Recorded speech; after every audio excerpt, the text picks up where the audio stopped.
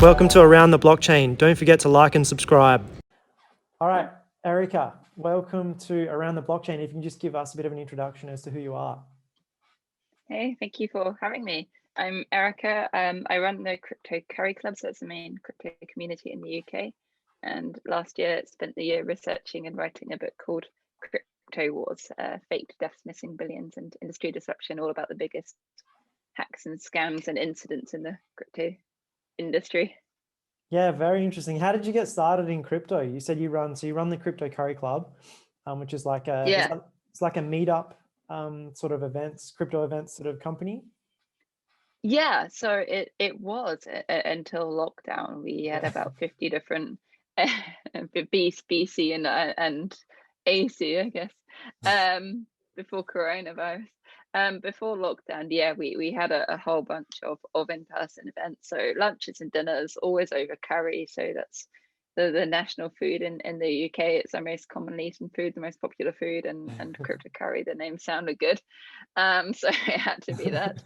So we had a whole load of events. Some were small and super personal and invite only. Others were sort of bigger and big and boisterous a little bit, but all over food, all sort of private venues, just with lots of drinks and super cool sort of networking events. Some fun sort of more seminar type educational events about crypto and blockchain in the space. But yeah, really cool community of about 4,000 people now.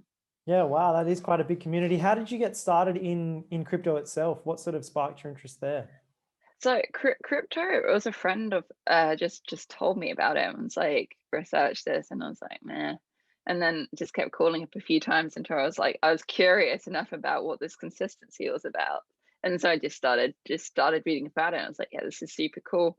What I guess led to my interest. I lived in Buenos Aires during the economic crash in 2008, so in Argentina. So you see a lot of things there, and I mean that was key in the sense that people were protesting literally in the streets, left, right, and center. They lost all their money, and people didn't trust banks, didn't trust governments, and the standard practice there wasn't store money in bank. It was the minute you get paid, convert it into euros and dollars out of the pesos, and people would literally keep physical banknotes in safes in their houses.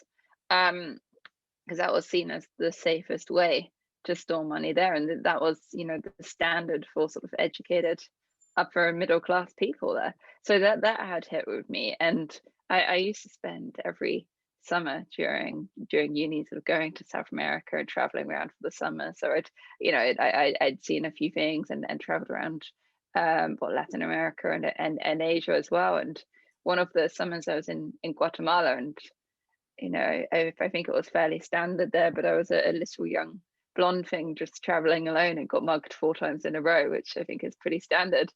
And I had no cards left and no way left to be able to get money. The only way to get money was to walk to a Western Union place in sort of a nearby town, and I called my dad from the Western Union, and I don't remember either I didn't have a phone with me, or this was before iPhones, or maybe I'd had it stolen. I don't remember. But called my dad from the Western Union, and he sent me money, which was kind, but it took 3 days to arrive and cost 14%. And that was the only way to get money there. And I remember thinking at the time, like, this is really not ideal. Like, literally the last thing you want when you've just been mugged a whole bunch of times is to have like stacks of cash on you and have to walk somewhere to get the cash and then wait a whole load of days and then pay 14%. And that had hit with me because I was talking to all the locals, like, is there another way of getting money? And I was like, literally no. And when you sort of look into it a little bit, there's 2.5 billion people around the world that don't have access to banking. It's not deemed economically viable for banks to go and serve those people. So you've got about a third of the world's population literally relying on these remittance companies, paying up to 30% of their total money, sometimes just to get money from A to B, sending it home to their families or so forth, but paying an average of 7%. And it's not always safe or ideal. So that had stuck with me. So when I heard about crypto and started looking at it and started playing with it, you can see just how easily you can send transactions, how quick it is. It's, you can send transactions almost instantly and almost for free in some cases. And I was like, wow, this is super cool. You can just really see the potentials for remittances, for international payments, for micropayments, and so forth. So yeah, I was just hooked. Yeah, awesome. What a scary, scary experience, and I guess scary sort of catalyst to bring you into the crypto world by getting mugged and obviously going through the pain of trying to get money from one country to another, which is obviously one of the massive benefits of, not only Bitcoin, but, most cryptocurrencies are, very, very free flowing, and they're borderless. It's very simple to get money from, Australia to the UK, for example. I could obviously send you Bitcoin Right. or whatever within, less than a couple of minutes. Yeah. And I mean that is the point with it. And people say, the user experience of crypto isn't great, and it's expensive and heavy to send and all of that. And all of those things are true. The user experience of crypto is horrendous, and it can be expensive and can be slow compared to tapping something with your iPhone, or tapping something with your card or whatever. We've got it relatively easy here. But compared to Western Union, or compared to remittances, or compared to international payments, it's 1,000 times easier and cheaper and more efficient and more user friendly. So absolutely. Yeah, I totally agree. I used to work at a bank, so I know all about sending money from one bank in Australia to another bank anywhere internationally, and it's always a hassle. And at the end of the day, the customer's the one that always sort of, cops has those. to pay the fees. Yeah, they pay a massive amount of fees. They get a pretty average exchange rate. It takes a lot of time, like you said. Like 3 days, to be honest, is actually not too bad. I've heard of customers waiting like 2 or 3 weeks to receive money, which is just insane, For right? which they paid for the privilege, for the wait. Absolutely. So I think this is just one of the many things that crypto sort of seems to solve. Talk to me a little bit about the book Crypto Wars you've written. Obviously, that's a pretty interesting sort of undertaking. I guess that probably would have been a fun / eye-opening experience for you. Fun, yeah. I'm glad the publishers reached out with me to me with the idea of doing it, and it took up so much time. I'm really glad we were in lockdown for the entirety, pretty much, of last year, and it was a really good lockdown project. It was sometimes more work than fun, but no, it's a super interesting topic, and it's one of those, like, I'd heard a few stories before I really started researching. And then when you go deeper into it, it's like reading fiction. It really is like reading fiction, and you go more and you go, really did this happen? Really did this happen? Really? And yeah, and it's still happening. Yeah. So yeah, no, it was certainly eye-opening doing the research. Absolutely. Some of the scams you hear about, like obviously, like I said to you before we jumped on, I sort of skim read the book. And some of the stuff in there, you kind of I read a couple of things twice because I was like, hang on, did I just read that correct? Is that actually what happened? So I know exactly what you're talking about there. What was one of the most interesting sort of, I guess, parts of the book that you sort of found, like one of the most interesting sort of scams that you sort of stumbled across? I mean, for me, the most interesting still is just the whole, I'd say, sort of the ICO era, and more the sort of the time of the ecosystem, when you just had these thousands of projects forming left, right, and center. And I had a bit of fun with it, and it's one of those things. A lot of people say that all ICOs or whatever are scams or this or that, and it's so much more complex than that. You had this sort of really innovative technology and innovative sort of funding mechanism, which a few companies used for something really cool, and raised money and have gone on to build good projects with. And then you had the whole sort of range of projects going from opportunistic to just totally hopeless projects and hopeless individuals and people that should never have ever been able to raise money but somehow managed to, and to ones that maybe started off good, and then they're like, wow, suddenly we've got all this money we didn't know we'd ever have.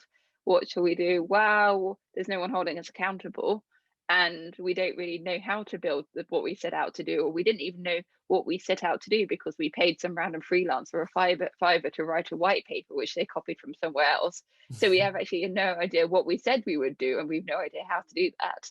So either we'll just blow the money on really nice offices and cars and holidays and villas, or we'll just exit scam, to sort of the organized crime end. So that there was a whole range of everything from, incredible projects through to just bad ideas, just sort of through to crime from the start. And we had a bit of fun with that in the book, talking about the sex coin projects and dating coin projects and holiday coin projects and wine coin projects, and the whole range of sort of crazy ICOs that just got crazier and crazier by the month. Yeah, absolutely. It sounds like a bit of a rocky road. I think, the ICO craze wasn't even that long ago. I think, it was 2017, which is only, just over 4 years ago, I should say, which is like relatively like soon, I guess, within Bitcoin and crypto's history itself. I guess one of the most significant things that sort of sticks out in my memory, and sort of one thing that's talked about quite a lot, is the Mount Gox sort of scandal, with Mark Capellas and the other sort of people that were involved in that. Would you mind sort of just talking to, I guess, myself and the audience a little bit about, I guess, number one, what the Mount Gox scandal was, and then I guess what sort of you sort of uncovered through your research? Right. So Mount Gox, I mean, for anyone that isn't aware, that was for a while the biggest Bitcoin exchange, and had about 80% of all Bitcoin transactions for a while, because it was there quite early. It got big quite fast, purely because not that they necessarily had good user experience, but it had less bad user experience than what was there at the time. Crypto was super hard to get into, so it got quite big quite fast. And I think what was interesting with Mount Gox, I've got friends who are still waiting for money that they've lost to it. So sort of hear all the stories from all angles.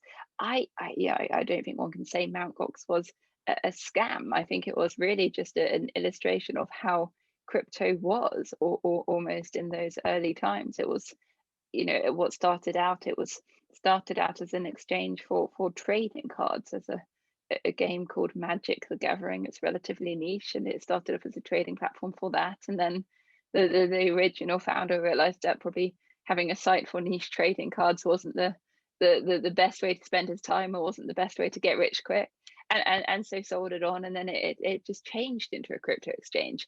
And I think, from when you look at it, certainly the founders were sort of in over their heads, and from all appearances never expected it to get anywhere near as big as it did. And then suddenly you've got this massive crypto exchange, and probably didn't really know what to do with it, and probably weren't even interested in running such a business, and it just grew so big. And I mean, so I think it was partly that there was just never even the expectation that it would go even probably to 1% of the size that it did, just because the market went a little bit crazy at the time. But then also it got hacked after hack after hack after hack. So there were so many sort of incidents and then sort of misfortunate things that affected Mt. Gox. And yes, one can certainly argue that they could have had better cybersecurity, or had measures to stop it being hacked. And that's easy to say, and potentially harder to practically implement for a crypto company at that early time. But they just didn't realize, I think, the extent of the problems it had, because it was getting hacked from one side. And even one of the hackers, basically, they realized that had they taken all of the Bitcoin out in one go, because of the lack of sort of Bitcoin around at the time and the lack of liquidity, had they taken all of the Bitcoin from Mt. Gox, they wouldn't have been able to sell it. They wouldn't have been able to cash it out. It would have just crashed the market, and then they'd have just been left with a load of stolen Bitcoin, which would have probably been traced back to them, with no method to sell it. So they worked out basically to sort of bleed the exchange, just taking out little bits continuously, so that Mt. Gox, because they always had more and more deposits coming in, just never realized that little bits of money were sort of the whole time bleeding out from the start. And there's now supposition that it was even bankrupt sort of before the whole thing started, because of various hacks and thefts. But because there was always just enough money coming in, they never quite saw that, and clearly never had the sort of crypto accounting in place to realize that. But so I think a lot of people say it's a scam. I don't think that's fair at all. I think it was just a maybe some mismanagement, some being in over their head, a lot of bad luck, and just part of the early stage of the ecosystem, just probably growing a lot faster than anyone imagined. Yeah, absolutely. I've read the Winklevos's book. They didn't write the Uh-huh. book exactly, but they talk about Mount Gox being the only place you can sort of um, reliably buy Bitcoin back in the day, because there weren't Right. many other obviously exchanges around at the time. And from all accounts, basically, like you've said, I think you said 84% of people would buy Bitcoin through buy and sell Bitcoin through Mount Gox itself. Mm. And then obviously like that process apparently took quite a while as well. It wasn't like it is now where you can basically have a same day sort of transaction happening, at least, on Binance, or there's a couple of exchanges here in Right. Australia that you can literally deposit money into. And then obviously convert that from straight away from AUD to Bitcoin within the same day. You would Right. wait like 2 or And 3. you can now get insurance, and there's secure Yeah, sort of crypto custody solutions, and it's a different space now, absolutely. Yeah, it's completely for sure. different. So it's cool to hear about that. I think that was back in roughly 2013, Mount Gox, Around roughly. then, yeah, around then, yeah. And I mean, the thing is, it's easy to think, well, that was early in crypto, but then just a few years ago, we had Quadriga, I mean, which really was a scam, where the founder basically put all the crypto, instead of having everyone's crypto stored securely and separately and offline, or however they'd promised that they were storing crypto, that they managed to get everyone's crypto in one big centralized pot. And whatever happened with that crypto, the crypto is no more accessible to the people who deposited it, and the founder is also no more. And then we just had that again just recently, pretty much the same thing. A Turkish exchange, the founder just disappeared with 2.2 billion of their users' money. So it's still happening, and then people still fall for them, and then sort of the same things are still happening. It's not quite fair to compare Mount Gox to the Turkish exchanges, but it's certainly fair to say that the ecosystem hasn't evolved quite enough yet that you can go to any crypto exchange and just trust it blindly. Is that where you think regulation needs to sort of play a bit of catch up there? 100%.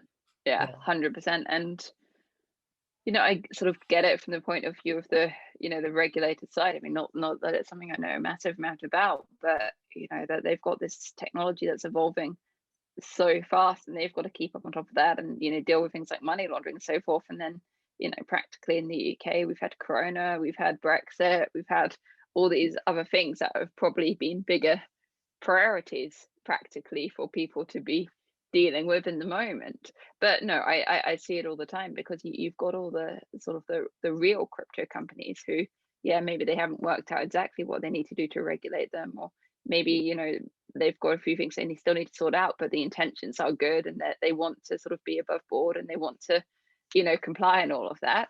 And you've got those companies struggling to get regulated, and struggling to get banked even, and sort of struggling to take off, because of the lack of regulation available, and because of how slow the regulators are being. And the problem I keep seeing over and over again is because there's still so many scams ongoing, and because the sort of the good companies aren't regulated, and the good companies don't get a sort of a green tick of approval, that the scams come out with better claims and say, well, we are regulated by so and so, or we've got this partnership with so and so, or we're going to be listed on whatever global stock exchange, or whatever it is. And they come out with all these claims and put the logos on their website, and say all these things. And then for sort of the non crypto person looking in, because it's the scams, they look good, they have good websites, so they look professional, they've got the logos of the of who they're supposedly regulated by, or partnered with, or whatever, or being listed on. And for people looking in, it's easy to see why you would go for the scam instead of the sort of the real company, because they look better, they have better claims. Now, none of the claims are true, but there's nothing stopping them putting that on their website, and there's nothing to differentiate them from the companies that are sort of really trying to be above board. So yeah, 100%. I think if good intentioned companies had a green tick of approval, I think that would do an enormous amount in terms of getting rid of some of the the worst actors in the space. Yeah, absolutely. I totally agree with that as well. I think, look, I think it's hard. I don't envy the regulator's job whatsoever because obviously, it's not going to be an easy task. But something No. definitely does need to be done. I think pretty soon we've got a lot of new people coming into the space. Especially with Elon just recklessly tweeting about Dogecoin and stuff like that. You're going to just get Yeah. people who quite literally have no idea what they're doing. They just sort of No. buy something on a whim or whatever. So, yeah, I think We were talking about that yesterday, just because, I mean, say with Elon, I mean, I think most people in the community consider it to be blatant market manipulation, but absolutely. because it's Elon, people trusted him blindly. And, they say, looking at Twitter and so forth, there's people who put their entire life savings into his recommendations and have lost everything now. It's crazy. I listened to a really, really good podcast, the Wolf of All Streets podcast, and the gentleman Okay. Scott Nelker had Max Kaiser on, and Max Kaiser was talking about how just blatantly obvious it is. One, that Elon's obviously manipulating the market, but how like silly people are for also listening to him. He basically builds rocket ships, and that's all he does. But because he's got such a large profile within the community, and he's very, very well Yeah. known, people for some reason trust his investment advice. It's just like, what are you doing? You and don't go. and not necessarily looking at his intentions. Yeah, Someone whose company owns considerable amounts of stock and has considerable amounts of money to buy and sell at certain times. absolutely. It's just, yeah. Yeah. I guess to us, it's pretty obvious what's happening, but I guess to the everyday, newcomer, it's probably not as obvious, unfortunately. Look, talk to me about OneCoin, and the missing Yeah. missing crypto queen. What an interesting story that is. That is, I mean, if anyone wants to know more about it, I'd first of all send everyone, there's the most incredible podcast series done by the BBC, the Jamie Bartlett, who's just the most incredible guy. They spent a year literally just deep dive researching into this, and it's just the most incredible story. You've got this what started off as maybe a small Ponzi scheme, but it's just grown so big and out of control. So I mean, I think what was interesting with OneCoin, sort of going back, they were the first crypto project, and I say crypto in the sort of the loosest sense of the word, with inverted commas around it, because it wasn't actually cryptocurrency. There was no sort of tech involved in it, but they were the first ones to combine multi-level marketing, so MLM, with crypto and multi-level marketing. It's one of those things that's sort of legal-ish in many jurisdictions, not everywhere, but it's dubious at best. I think it's morally shady at best, and I think the statistic is something about 99% of people who get into MLM lose their money, but the sort of concept is legal when you're selling things. And with MLM, you've got sort of a pyramid shaped scheme where if you bring somebody on, yeah, or if you sell somebody something, you get a good commission, and then if they sell something to the next person, you also get a commission, and so forth. So if you're at the top of the pyramid, you can do remarkably well out of it. And they brought in this sort of MLM structure with really high incentives for you to sell on the packages. And then they sold these crypto packages where they basically promised that you'd get rich quick if you bought this package of crypto coins. You'd get more of them, and then they'd mine themselves, and then you'd suddenly get more and more of these crypto coins, and they'd go up in value. So you're basically, you've got this structure. It was quite a clever idea. You've got to give it to them, where you're incentivizing people to go to their friends and their communities and their families and their congregations and to everybody they know to sell on these packages that would just make them get rich quick. And if you just buy these coins and this educational package, you'll get more and more and more, will go up in value. And they made all these claims and promises. And why OneCoin sort of got so insidiously big, because it wasn't just the scam selling it. They offered these really good returns, and people initially got paid out. I mean, like with any good Ponzi scheme, initially they pay out. So initially, for these people who get in early, it looks good. So you've got people who have themselves sort of fallen victim, but don't know that it's a scam, who've bought in and seen, yep, I put my money in and I got my money back, all is good, so I'm going to go tell everybody I know about it, because that's good for them, because then they'll get money too. And so you had these people initially who'd, of course, some who knew exactly what they were doing and were just ruthlessly going to get people in for the commissions, and knew exactly what it was. But then you also had a lot of people who really didn't know that it was a scam, and who themselves had fallen victim and were going on to tell everybody that they knew, bringing in their friends and their families. And religious leaders were bringing in their congregations, community leaders were bringing in their congregations,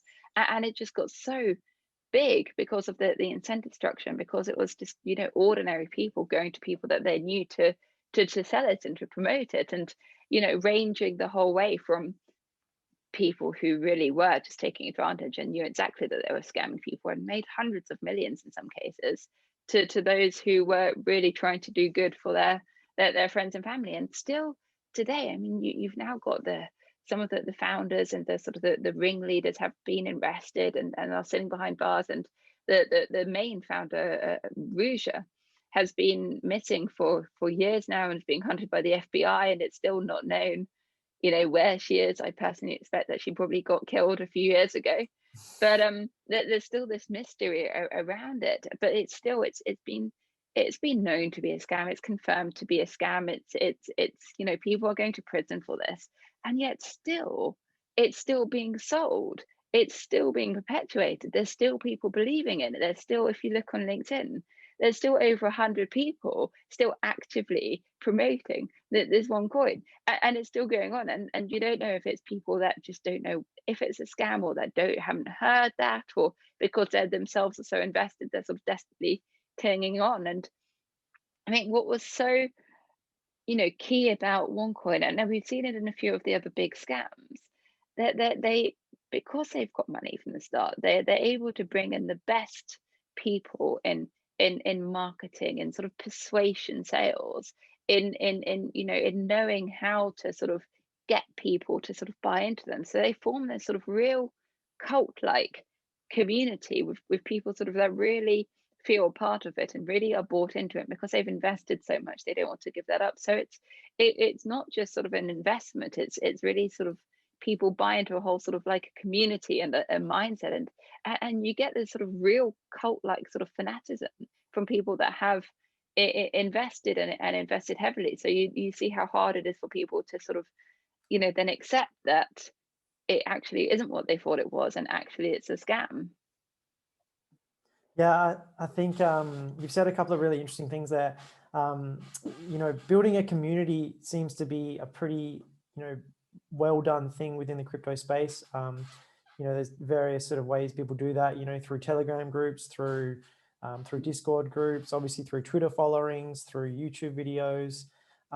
But you're right, like people seem to, especially as OneCoin is a really, really good example, spent a lot of money and a lot of time marketing OneCoin itself, and they did really, really well.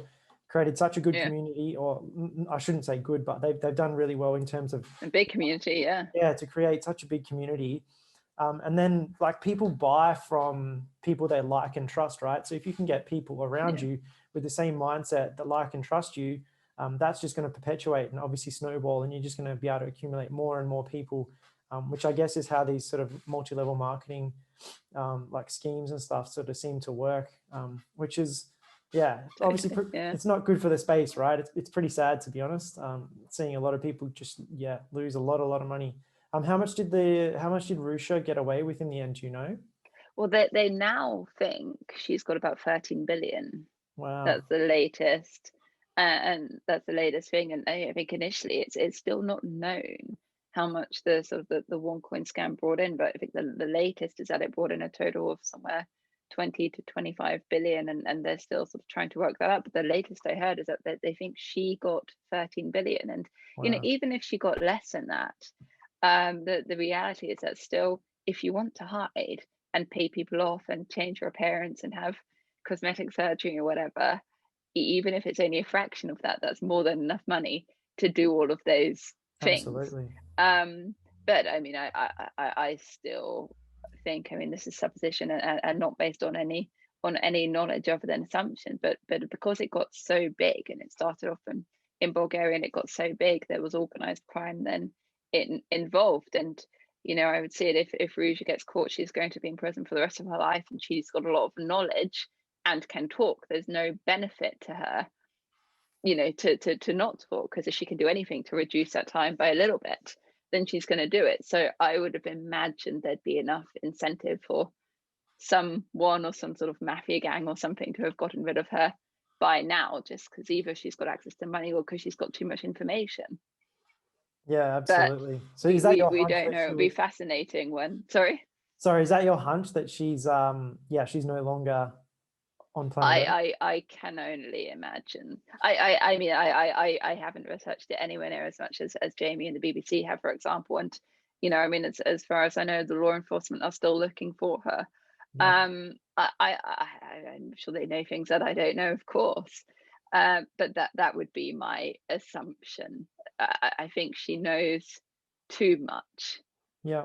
That there would be parties motivated to prevent that being said. I would have thought. I don't know. I'm sure one day we'll find out, and it will be fascinating. Yeah, absolutely. Look, crypto seems to be one of those weird and wonderful industries where individuals end up sitting, in the public eye quite a bit. We've just mentioned Rusha. There's a couple of more scandals you talk about in your book. I want to get onto as well. So we've got the BitConnect scandal. Can you talk to us a little bit about that as well? Obviously, relatively not the same, but similar in terms of how it was sort of marketed and like built a bit of a community and almost like a cult-like community around BitConnect itself. So if you can talk a little bit about that, that'd be quite interesting, I think. Yeah. Well, but BitConnect in many ways was really similar. They had the same sort of multi-level marketing structure where you're incentivized to bring people on, and there's a few of these scams that have the same concept, just slightly different offerings. So in OneCoin, it's you get these packages of crypto coins, and you're going to get more of these, and they're going to go up in value. With BitConnect, it was we've got this magical trading bot, and we've got this magical trading bot that if you send us your money, you send us your Bitcoin, we'll trade it for you and we'll lend it to the platform, and then you're guaranteed get this return back. And it was really high, guarantees of how much money people would get back. And just sort of taking a step back into reality, which BitConnect probably didn't really want people to do.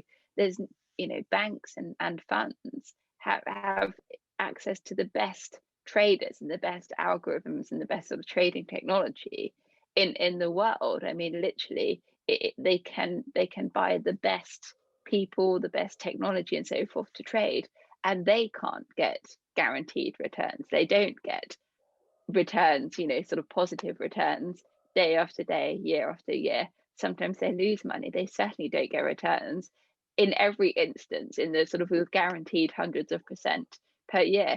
It isn't possible. It isn't possible to guarantee returns in any way, shape, or form, and certainly not that high. There's no trading software exists that can do that. And BitConnect never revealed any information about how they had this magical trading bot or anything like that. But it was a big claim, and so people fell for that, and again, there were all these influencers and YouTubers getting rich from promoting BitConnect, and people trusted them and followed them and put their life savings into it, because you had so many people getting rich, not necessarily off the BitConnect payouts, but from the sort of the multi-level marketing incentives where they brought people in. And the problem is, I mean, this was at a time when crypto really was going up, and Bitcoin and early cryptocurrencies had gone up so much in value that the returns that they promised, which yes, they're extraordinarily high and not sustainable, and not sort of really possible for trading bots, but people had made those returns from early investments and were making those returns, because they got in early enough or because of the volatility. So whilst those sort of returns, it sounds crazy, the offerings, to people looking on, it wasn't so crazy, because they could see that people actually had made those returns and wanted that for themselves, so sort of believed the BitConnect claims. So you can see how easily, again, people fell for that. There was another one, it was a mining scam, similar concept. good salespeople, good marketing, good incentive structure to bring people in. Instead of a trading bot, it was, we've got Bitcoin mining equipment, we've got Bitcoin mining farms. Just send us your money, just send us your Bitcoin, and we'll mine it for you. And you're guaranteed to get X amount back, really high returns. And you don't have to worry about it. You don't have to mine the Bitcoin yourselves. You don't have to trade the Bitcoin. We've got the Bitcoin, the machines that make that print the money. Just send us your Bitcoin and we'll send you back an awful lot more. And of course, they never owned Bitcoin mining equipment. It was just a Ponzi scheme from the start. But again, it was just very, very persuasive sales techniques. And it was at a time when people really wanted to believe that and saw those returns being made. So wanted an easier way to make money than having to do it themselves. Yeah, just crazy. Like, I know it's easy to sort of sit here and just sort of, judge people or what have you, and have a bit of an opinion on it. But to me, it just sort of seems, once you've put a bit of context around it like that and describe the situation, just seems blatantly obvious that obviously it's a scam, right, to begin with. But I guess the thing that these sort of different scams are really, really good at are sort of playing into people's emotions. And like you've just said, they've got really, really good sales teams and really, really good marketing teams, which are, it's kind of funny as an investor. It's sort of one of the things I look at is how strong is your sales and marketing for your token, because at the end of the day, even a really good project that has fantastic utility and use cases, that has zero marketing behind it, could potentially not do very well at all, even though it could be almost like a life-changing sort of technology or project. So yeah, I think marketing and sales really has a massive, obviously plays a massive role in this ecosystem. Moving on, so the last sort of personality I wanted to sort of speak about was John Mcafee, who's also quite a prominent figure within the crypto space, unfortunately for the wrong reasons. Obviously, he's sitting in jail at the moment. But can you talk to me a little bit about his story and Ghost Token and I guess what he did within the crypto space?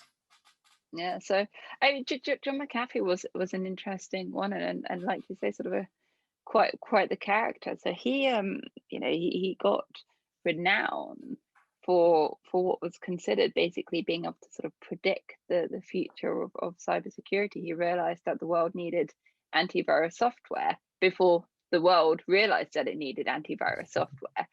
And hats off to the guy. He's clearly a clever guy and did very well out of that. So he had this big name behind him, and then at some point he'd I think that there's various stories about how he spent the money, but at some point again he needed money, and ended up working for this company, also being paid to work for this sort of penny stock company that again had a name but had no money, and they worked out that you could effectively manipulate the market with these penny stocks and how you could do that. So he learned that the power of that, and then when he got into crypto, again, people followed him because he was seen as sort of having this sort of forward knowledge about what would happen with technology. And he put out a few tweets. He had a lot of followers, a lot of influence, early on in the crypto space. So he was trusted in the space. So he put out a few tweets. He said Bitcoin's going to rise, Bitcoin rose,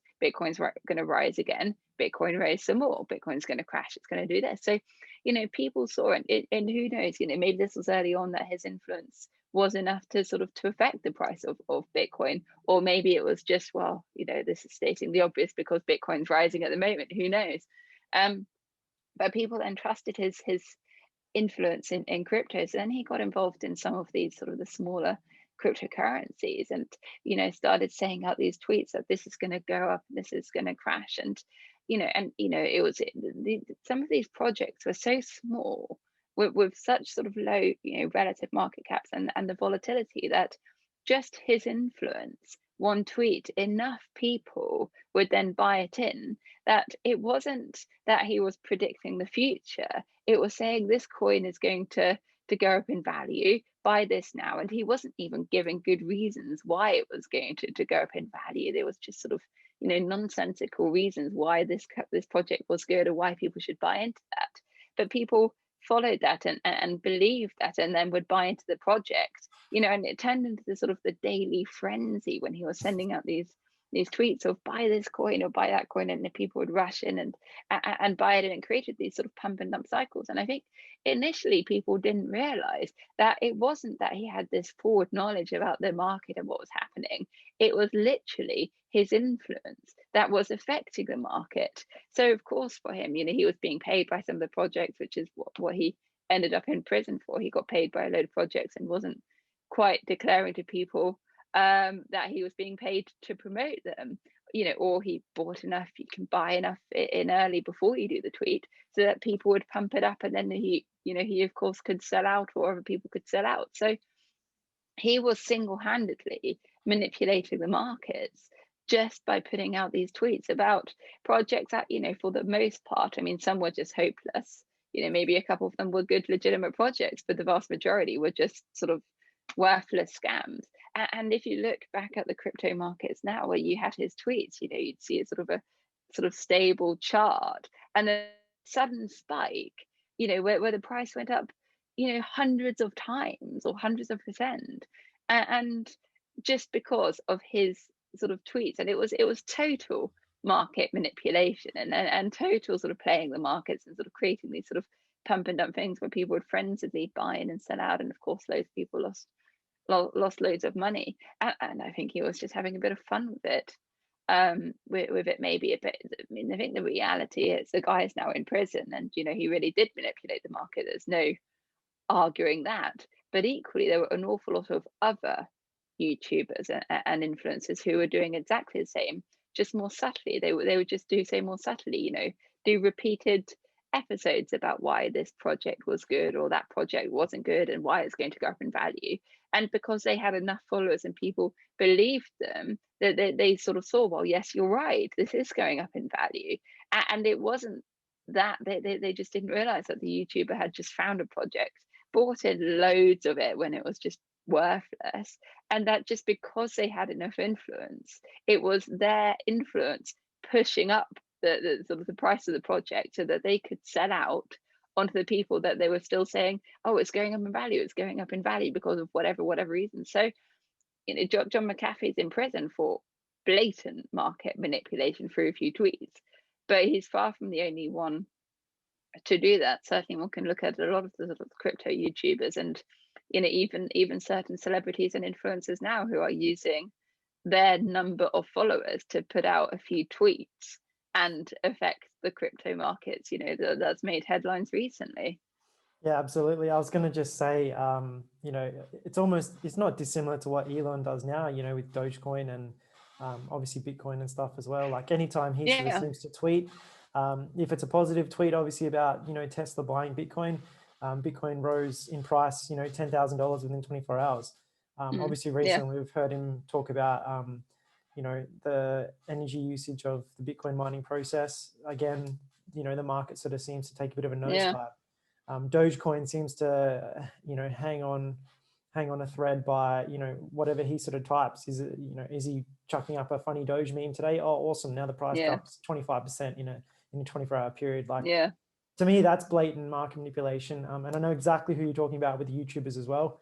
Won't name any names, but, it's pretty easy to spot. There's been a lot of them. And Elon, it's sort of harder because his last point that, well, Bitcoin uses a lot of energy. Well, you can't dispute that. I mean, one could argue that hasn't changed since before he bought $1.5 billion worth of it and profited hugely from it. Absolutely. But the points are valid, so it's slightly different and it's slightly less obvious. But for many people, a lot of people have still lost a load of money from following tweets blindly. So I guess the moral of the story is don't follow celebrities or influencers tweets blindly. Do you know of any YouTubers or influencers within the crypto space that have actually sort of landed in a bit of hot water just by having some accusations about manipulating the market and stuff? Or is that sort of still? I don't know of any offhand that have landed in hot water for that. Certainly I can think of a few who've done exactly that. There have been a few celebrities who've been sort of slapped on the wrist with fines or so for promoting crypto projects and not declaring that they were paid by them, or for even promoting scams in some cases. So that there have been a few celebrities sort of find which amounts, which I'm guessing for them are relatively insignificant amounts. But yeah, I mean, you still see it happening today, and just only need to go on TikTok, and there's enough sort of influencers promoting various different scams. There was one recently, a young guy promoted something that turned out to be a scam, and a week later he was like, sorry, I didn't realize this was a scam, I invested £10,000 too. And one could argue that one has a certain amount of due diligence that should be done if you've got followers in the tens of thousands or into the millions, before promoting certain things which they'll trust you and buy into. But yeah. I know a couple of the YouTubers' statistics about how much they actually get paid. I've worked on a few, crypto projects here in Australia, and using YouTubers is definitely like one of the most common ways to sort of get your name out there as a project. And some of these people are just making just ridiculous amounts of money. I'm talking like $30,000 just for one, 6 or 7 minute video on YouTube. Which they're pumping out multiple a day. Like, it's just insane money, right? Like, and just presumably just taking money blindly if it's a scam, or if it's not, just promoting whatever. Absolutely. So they would get paid obviously in usually in Ethereum was obviously the most common currency people sort of took as payment before gas prices were through the roof. But then also, they would take money within that specific token as well, so that obviously that token would inflate in value. And then also, like, just by sheer virtue of them holding some bags of that currency, they would make even more money on top of the money they already guaranteed. And then it would crash when they sell out. And absolutely, yeah. So just that's, and they can keep it going long enough until they've sold out. Yeah, absolutely. Just blatant sort of market manipulation, and I guess almost sort of pump and dumpy, which you've actually got a good chapter on sort of towards the end of the book as well. So would you mind sort of talking about maybe one or two sort of pump and dump schemes, and then we can probably just wrap up after that as well. Sure. I mean, that exactly as you said, that the pump and dump space in crypto, some of it was literally just people doing it, YouTubers and influencers just doing it totally out in the open. Buy this coin, sell this coin, total pump and dumps without calling it that. They made out that they were calling the market. But then also in crypto, and because it's crypto and it wasn't regulated, you had all these pump and dump groups, and somewhere you pay X amount per month, quite chunky amounts, sometimes hundreds or even thousands of dollars to be in these groups.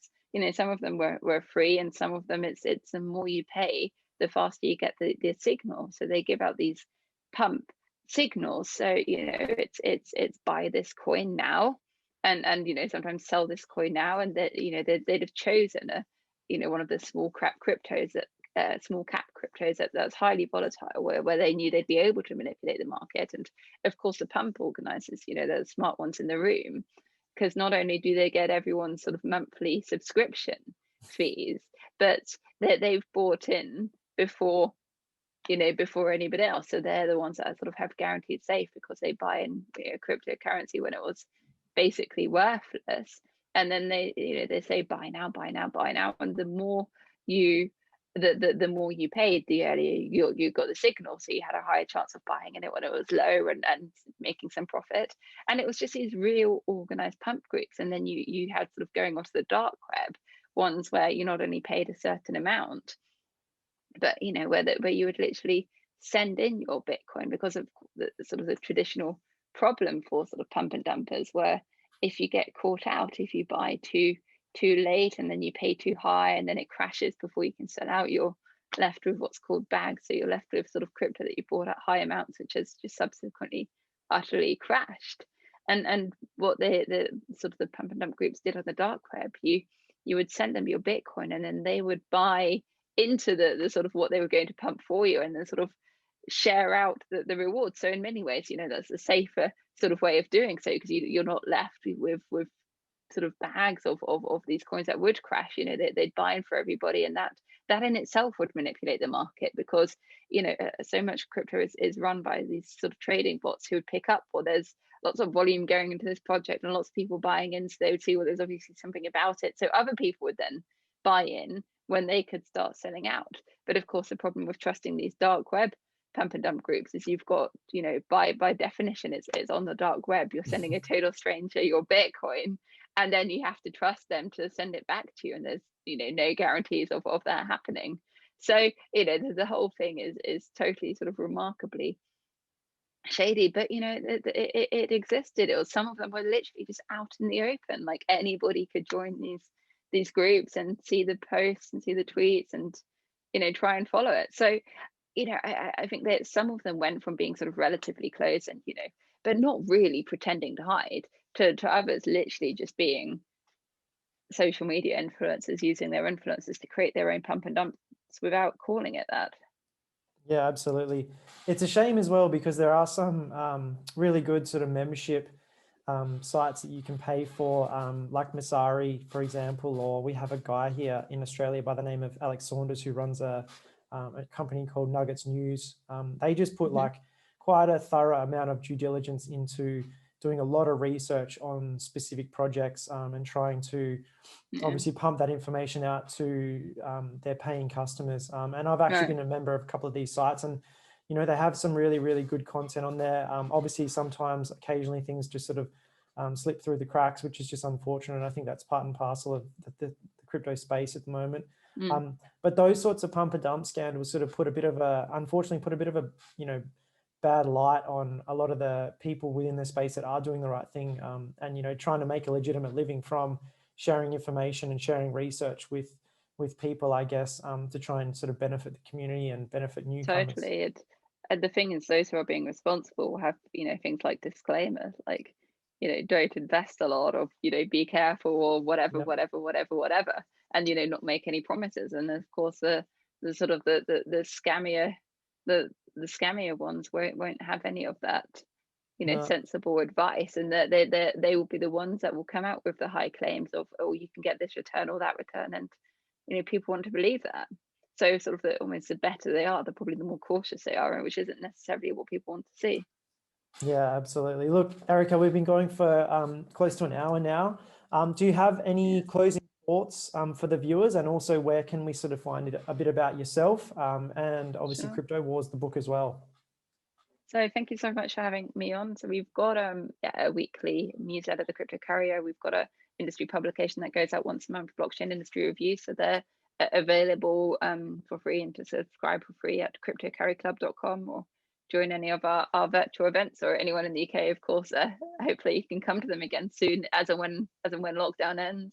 And the book, it's Crypto Wars, Fake Deaths, Missing Billions, and Industry Disruption. That's available from Amazon and any good retailers. So hopefully your local independent retailer will have it, but that's available internationally. Yeah, awesome. July. So thank you very much. What I might do is chuck the link down for the book in the comments or description section of this for you. If you just send that through, we can get that sorted. That'd be amazing. Thank you so much for having me on. Awesome. No worries. Thanks so much, Erica. Cool. Nice to meet you. Take care. You too.